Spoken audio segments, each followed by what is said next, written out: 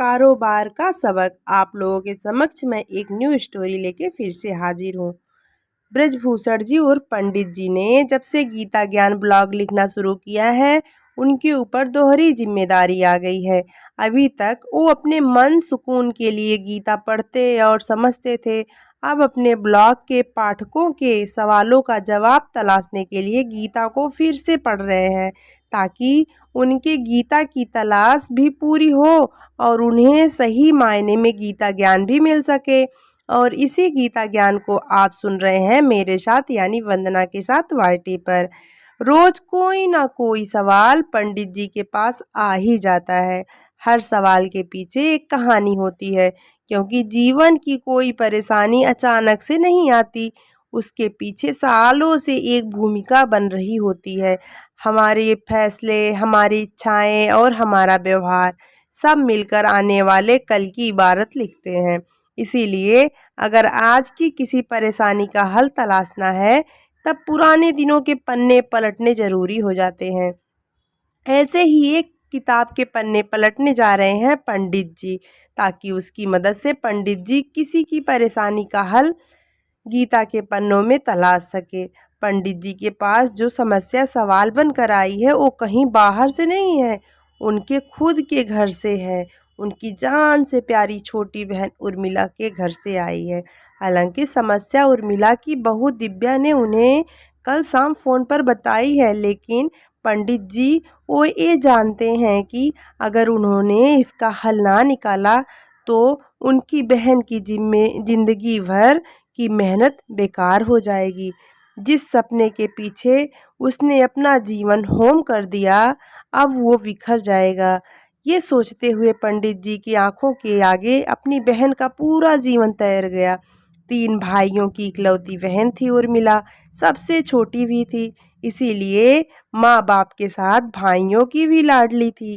तीनों भाइयों की पूरी कोशिश रहती थी कि उनकी बहन को कोई परेशानी ना हो, उसकी कोई फरमाइश अधूरी ना रहे, उसकी आंखों में कभी कोई आंसू ना आए और पैर तले कोई कांटा ना चुभे। लेकिन अगर हमारे चाहने भर से ज़िंदगी चलती तो फिर किसी को भी कभी कोई परेशानी होती ही नहीं। किस्मत में जो लिखा है वो कई बार हमारी इच्छाओं का एकदम उलट होता है, और इस पर किसी का जोर चलता ही नहीं। उर्मिला और पंडित जी समेत सभी भाई बहन जिस वक्त में बड़े हुए, उसके समय लड़कियों को पढ़ाई की कम ही मौके मिलते थे। फिर भी उनके माता पिता ने उर्मिला को 8वीं कक्षा तक पढ़ाया और फिर एक बहुत ही अच्छे परिवार के पढ़े लिखे लड़के के साथ उसकी शादी भी करवा दी। उर्मिला का जीवन बहुत अच्छा चल रहा था। उसका पति बहुत समझदार और सुलझा हुआ इंसान था। भगवान ने एक बेटा और एक बेटी देकर उनके परिवार को संपूर्ण कर दिया था। जिस तरह के जीवन की उम्मीद कोई भी लड़की कर सकती है, उर्मिला के जीवन में वो सब कुछ था, लेकिन किस्मत को शायद कुछ और ही मंजूर था। एक शाम ऑफिस से घर लौटते हुए उर्मिला के पति की रोड एक्सीडेंट में मौत हो गई। एक हंसता खेलता परिवार जैसे कि एक पहाड़ के नीचे आ गया। उर्मिला खुद इस सदमे से उबर नहीं पा रही थी, तो बच्चों को क्या संभालती। किसी तरह बहुत समझाने बुझाने के बाद, बहुत लंबे समय के बाद उर्मिला थोड़ा सामान्य हुई। अब उसके आगे एक लंबी जिंदगी थी, जिसे उसे अकेले काटना था, साथ ही दोनों बच्चों का भविष्य भी देखना था। जब जिंदगी की कड़वी सच्चाई मुंह के आगे खड़ी हो, तब इंसान को शोक मनाने का भी वक्त नहीं मिलता। यही उर्मिला के साथ हुआ। भाइयों ने अपनी तरफ से हर संभव मदद करने का वायदा किया, लेकिन उर्मिला जानती थी कि उनके भी अपने परिवार, अपनी जिम्मेदारियां हैं। आखिर कब तक वो लोग उसका और उसके बच्चों का बोझ उठाएंगे। उसे खुद ही कुछ करना होगा। वो ज़्यादा पढ़ी लिखी तो नहीं थी, इसीलिए कहीं अच्छी नौकरी उसे मिल नहीं सकती थी, और इसीलिए उसने सिलाई का काम करने की ठानी। ब्रजभूषण जी से वो तीनों भाइयों में सबसे ज़्यादा करीब थी, इसलिए उसने एक बार में उन्हीं से सलाह इस बारे में उन्हीं से सलाह मांगी। भाई को बहन का फैसला सही लगा तो उन्होंने उर्मिला का पूरा साथ देने का वादा किया। ब्रजभूषण जी ने उर्मिला को सिलाई का डिप्लोमा करवा दिया। धीरे धीरे घर पर ही उर्मिला को सिलाई का काम मिलने लगा। मेहनती तो थी ही, साथ ही अच्छे नेचर की भी थी, इसीलिए काम लगातार बढ़ता गया। जब काम बढ़ता गया तब उर्मिला ने अपने आसपास की महिलाओं को सिलाई सिखाकर काम देने का फैसला किया। इस तरह कुछ ही सालों में उसका अच्छा बड़ा सिलाई केंद्र बन गया, जिसमें उसकी तरह कई ज़रूरतमंद महिलाएं काम करती थी और एक रिस्पेक्टफुल ज़िंदगी जी रही थी। उर्मिला के दोनों बच्चे भी होनहार निकले। दोनों ने खूब पढ़ाई की और अच्छी नौकरियां पाई। उन दोनों ने उर्मिला से एक फैक्ट्री खोलने को कहा ताकि और ज़्यादा महिलाओं को रोजगार मिल सके। इन सब में पूरी तैयारी और मदद उसके दोनों बच्चों के साथ ब्रजभूषण जी ने भी की। जिस दिन फैक्ट्री का उद्घाटन था उस दिन ब्रजभूषण जी अपनी बहन के प्रति बेहद गर्व का अनुभव कर रहे थे।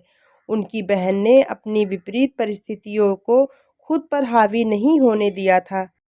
अपने साथ जाने कितनी महिलाओं को संकट से उबार लिया था।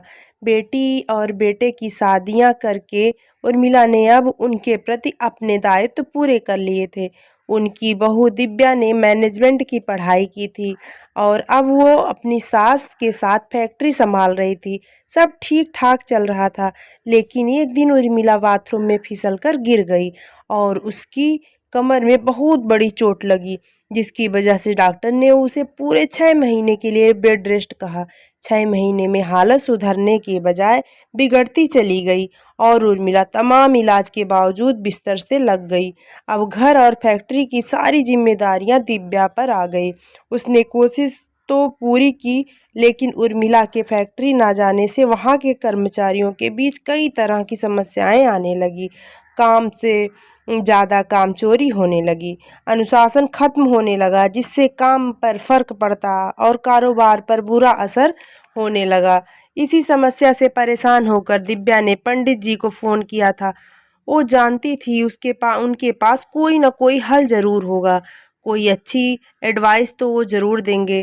पंडित जी ने उसकी तमाम शिकायतें सुनी कि फैक्ट्री में काम करने वाली महिलाएं देर से काम पर आती हैं, काम चोरी करती हैं, वगैरह वगैरह। पंडित जी ने कुछ देर सोचा और फिर दिव्या को श्रीमद् भागवत गीता का यह श्लोक सुनाया। तदाचरति श्रेष्ठस्तत् देवोत्तरो जनः स यत् प्रमाणम कुरुते लोकस्तद् अनुवर्तते। इसका अर्थ है कि हे अर्जुन, श्रेष्ठ पुरुष जो आचरण करता है, संपर्क में आने वाला पुरुष भी वैसा ही आचरण करते हैं। जो कुछ प्रमाणित कर देता है, समस्त मनुष्य समुदाय उसी का अनुसरण करने लगते हैं। इसका मतलब ये है कि बेटी, हमारा समाज और इसमें बसने वाले लोग अपने लिए आदर्श ढूंढते हैं। ऐसा आदर्श जब उन्हें मिल जाता है तो वे भी उसके गुणों को अपने व्यक्तित्व में उतारने लग जाते हैं। इस तरह पूरा समाज एक आदर्श समाज बन जाता है। अगर इसका दूसरा अर्थ हम देखें तो वो इस तरह होगा कि किसी से भी कुछ अपेक्षा रखने से पहले हमें वैसा आचरण खुद भी करना पड़ता है, तभी हम अधिकार से दूसरों में अपेक्षा रख सकते हैं। ये तुम चाहती हो तो तुम्हारे लिए काम करने वाले लोग आदर्श हों, तब तुम्हें भी उनके लिए आदर्श बनना पड़ेगा ताकि वो तुम जैसा बनना चाहें। तुम्हारी सास यानी उर्मिला उनके लिए वही आदर्श थी। वो हमेशा फैक्ट्री का समय शुरू होने से आधा घंटे पहले पहुंच जाती थी। गेट पर खड़ी होकर आने वाले लगभग सभी स्टाफ मेंबर से मिलती, उनके हाल चाल पूछती, अगर किसी को कोई समस्या हो तो उनकी मदद करने की कोशिश करती। काम के दौरान पूरी फैक्ट्री में घूमती रहती कि कहीं कोई दिक्कत तो नहीं। इस तरह स्टाफ को वो हमेशा उनके बीच मिलती, उनके सुख दुख में हमेशा साथ रहकर उर्मिला ने उन्हें बिल्कुल अपने परिवार की तरह बना लिया था।